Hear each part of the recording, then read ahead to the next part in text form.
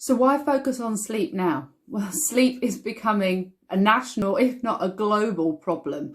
For some reason, I don't really know why, but we don't prioritise it very well. We are quite obsessed with sleep from a young age. You know, if we've got children obsessing about sleep, why aren't they sleeping enough? Why aren't they doing that? But we never prioritise, or don't seem to prioritise, our own sleep. Now, I have learned from my own past experience that sleep is actually your weapon for success. If you are getting enough sleep, everything else will fall into place. But with insomnia on the rise, there are a number of other sleep issues that are happening through everyday stresses. Sleep has to be paramount for your mental health right now and today.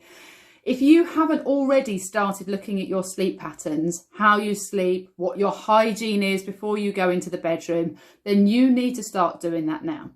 We all, including me on some days, have bad sleep hygiene. I quite often find myself checking my mobile till quite late at night. Perhaps I'm watching the TV, perhaps I'm on my tablet.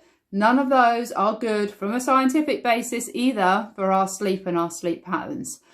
I'm not so bad at waking up in the middle of the night now, though I know some of you out there are still having those problems. Switching off is also a huge problem for a lot of people. It's actually getting to bed and trying to get your brain quiet when you've got loads of stuff being downloaded from the day.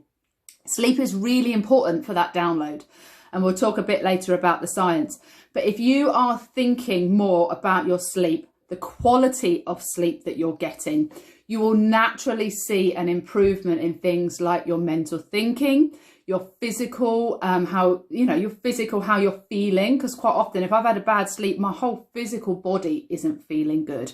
If you've had good sleep, you'll notice a massive boost in energy. I know when I've woken up and I've had a great sleep, I don't always bounce out of bed, but I certainly notice when I've had a good sleep versus a really rubbish night's sleep.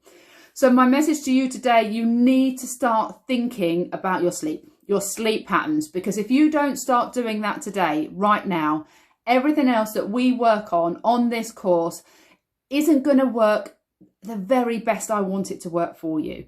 In my little mind, I have a pillar, a little triangle, and some of you might have heard about Maslow's hierarchy of needs. My hierarchy of needs starts with the basis of the triangle of sleep. So if we can get that cracked for you today, and you really start focusing on your sleep and your sleep habits and getting that routine changed, then we can really start nailing all of this other mindset re-education for you today.